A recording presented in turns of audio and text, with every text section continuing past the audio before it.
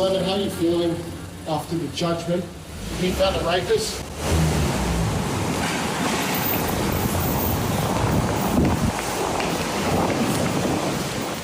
Hello, I'm Paul Barry. Welcome to Media Watch. And that was the man who went back into the lion's den to collect his hat, fleeing from a media mauling after defeat in the federal court. Bruce Lehrmann sued Tens the Project to retrieve his reputation, but ended up facing shame, probable bankruptcy and headlines like these. Rapist! A lying rapist! Bruce raped Brittany. It's rare to see such a damning verdict in the media or the courts, and even those who'd barracked for Lehrmann were forced to toe the line, with the Australian also using the R word in its front-page splash. Rapist. And quoting Justice Lee's finding that Lehrmann was hell-bent on sex with Higgins and didn't care about consent. But, remarkably, the Oz decreed that Tens the Project and Lisa Wilkinson were worth equal billing in the headline and the picture gallery. Rapist and a dodgy project. Higgins and Tens' claim of political conspiracy was bogus, did much damage. Which is amazing, given that the dodgy project helped bring the rapist down. But perhaps it's not surprising, given the Australian has spent years finding fault in Brittany, attacking Lisa and bolstering Bruce. So, did the Oz acknowledge it had backed a liar and a loser? Certainly not. Least of all its Lehrmann correspondent, Janet Albrechtsen, who before the judgment damned everyone's morals except her own, rebuked campaigning journalists except herself, and pronounced, When curiosity went out the door, the biggest loser was the search for the truth. Nor was there any self-reflection in Albrechtsen's summary of the judgment, headlined, Justice Michael Lee puts all parties in their place. Which, once again, did not extend to the Australian's columnist. But as media critic Margaret Simons suspected in The Guardian, this was Only because her conduct was not relevant to the matters he had to decide.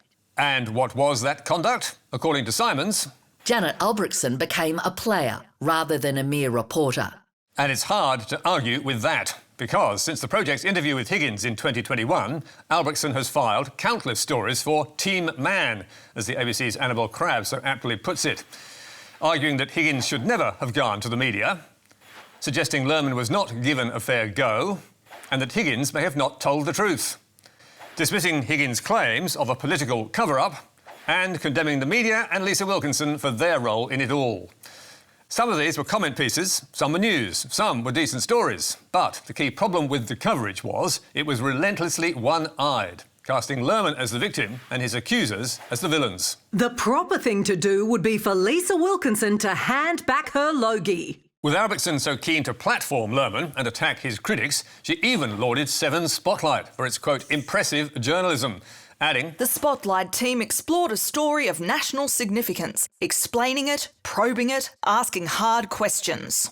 That comment has not aged well. But it was just one of scores of stories that Albrechtsen produced, with the vast majority pushing Lehrmann's barrow or criticising his accusers, and few, if any, favouring the victim. Many of these were exclusives and appear to rely on confidential documents subpoenaed for the criminal trial, like these three that followed the Spotlight interview. Wilkinson and Higgins wargamed which friendlies to fire up. Brittany's angry letter to project host. Higgins, politics, plots, feed everything to Katie. And while Justice Lee had nothing to say about the Australian using this material, because he wasn't asked, he did find Bruce Lehrmann had leaked confidential court documents to Spotlight in breach of implied undertakings to the criminal court, with this photo of Brittany Higgins' text messages on Bruce Lehrmann's laptop reflecting the face of Spotlight's EP, Mark Llewellyn, leading Lee in his judgment to reach the, quote, inescapable conclusion That Mr. Lehrmann provided access to Mr. Llewellyn to take the relevant photographs and thus wrongly provided him with access to the information. Tellingly, Llewellyn had posted photos of himself and Lehrmann at Randwick races with this pointer. Some low-profile bloke in the background. Lehrmann's leak of these and other documents could place him and any recipients of the material in contempt of court and theoretically attract fines or even jail. So, did the Australian also get the drop? Albrechtsen has refused to answer that question, protesting, These journalists want us to reveal our sources? Seriously? So, we don't know if the Australian was a party to Lehrmann's leaks or not. As for their coverage, the paper was certainly right to question if there was a political cover-up, right to defend Fiona Brown, a witness Lee found to be telling the truth, and right to criticise some of the project's journalism, which came under heavy fire from the judge. But the Australian also championed the cause of a man the federal court has found to be a liar and a rapist, and I believe it was wrong to do so. The Australian rejects that charge, calling our questions loaded and appalling, and telling Media Watch, Our coverage overwhelmingly focused on the right to a fair trial and repeatedly exposed gross failings in that regard. Our coverage exposed concerns about the veracity of many of Ms Higgins's allegations, particularly her claims of a cover-up. It takes courage to argue for an important principle such as the rule of law when the subject may prove to be of poor character. Meanwhile, Ten's lawyer, Justin Quill, has been trying hard to dismiss criticism of the project, which Justice Lee found acted unreasonably because it failed to challenge Higgins' claims about a cover-up or get Lehrmann's side of the story. Claiming victory on the steps of the court, Quill told the media, His Honour found that Channel 10 deserved to be vindicated. and then proceeded to accept the bits of the judgment he liked and reject those he didn't, saying, I don't accept that the Logie speech was a terrible mistake. and suggesting the courts were wrong and out of touch to say Ten had behaved unreasonably. The way in which judges and barristers pick apart and dissect what journalists did or didn't do in applying a legal threshold or legal test of reasonableness is quite often divorced from reality. How can it be unreasonable to publish something that was true? Quill then proceeded on his victory lap, spruiking Ten's success to Sky News, The Project, Sunrise and 10 News. And he also tore through radio interviews with at least 7 on Tuesday alone, telling anyone who asked that Ten's behaviour was reasonable, which was a point he also made to the Murdoch tabloids, adding that Ten's decision to publish the story had been vindicated. And eventually, all this was too much for the judge, who decided to call it out. Justice Lee has written to Ten's lawyers and asked for a transcript of Ten's lawyer, Justin Quill, that he gave outside court. And he also said that he would like a copy of the article that Justin Quill wrote in the Herald Sun and the Daily Telegraph. It's not clear what, if anything, will come of that. But the media does not emerge well from the Lehrmann saga, with the Australian and 10 each pursuing their own agenda, and Seven's disgraceful behaviour shaming the profession. However, there is good news for journalism, because we now have seen 2 huge defamation cases involving Ben Roberts-Smith and Bruce Lehrmann, where a truth defence has won out. And, as veteran defamation lawyer Peter Bartlett writes in the Herald, freedom of speech and the public's right to know are winners. And in explaining that, he adds, Australia, and in particular Sydney, is recognised as the defamation capital of the world. Hopefully, undeserving people tempted to sue the media over critical publications will now have second thoughts. I will raise a glass to that. But now, to another big payout by News Corp's British newspapers over the never-ending phone hacking scandal. From the box office to the witness stand, Hugh Grant was one of the most high-profile names to take on Fleet Street, accusing British newspaper The Sun of hacking his phone, bugging his car and robbing his home. Today, his 12-year legal battle ended with an out-of-court settlement for an enormous sum of money. And what is an enormous sum? It's fair to assume it's in the millions. And it will add to the woes at The Sun once the Murdoch's cash machine, which is now losing money. It's amazing that big settlements like this are still coming, given that it's 13 years since the UK hacking scandal shut the news of the world and caused a then 80-year-old Rupert Murdoch to admit, I would just like to say one sentence. This is the most humble day of my life.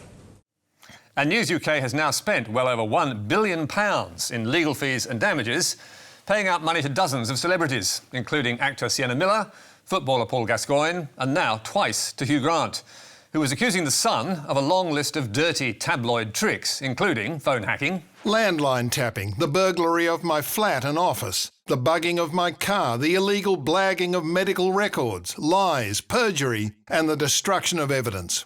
It is quite a charge sheet, with Grant describing the practice of illegal information gathering like this in 2011. It was on an industrial scale and for a very long time, and not just the News of the World, it was all the tabloids. Grant settled with the News of the World back in 2012. His case against The Sun was due to go to trial at London's High Court in January. But instead, he says, he is regretfully taking the money.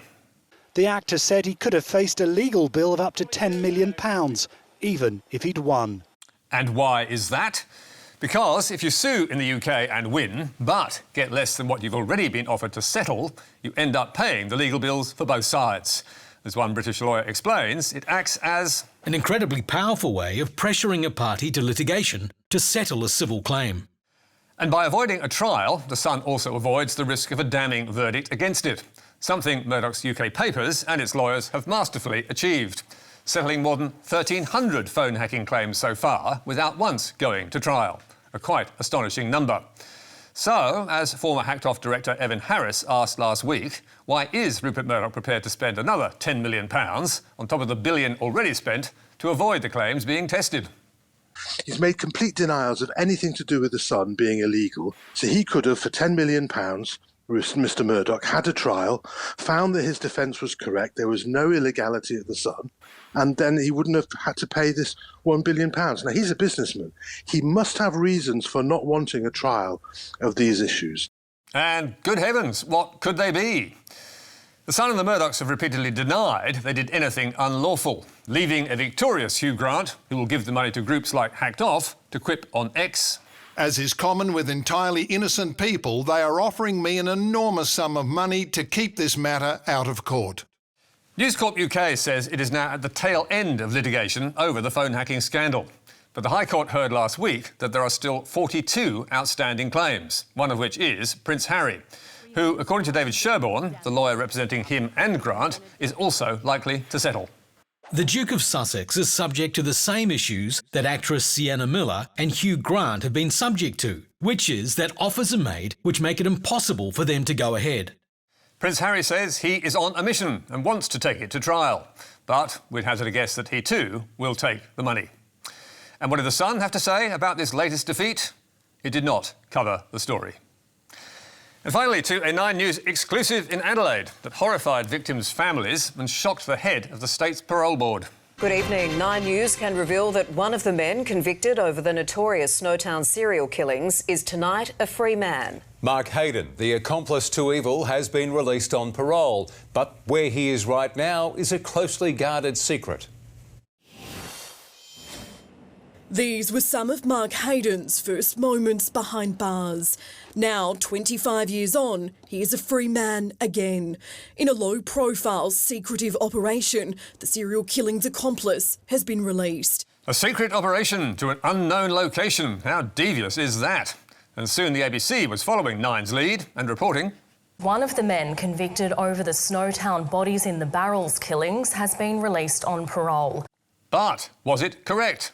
Was Haydon, the accomplice to evil, as Nine put it, actually a free man and squirreled away in the community? Not according to 7 News.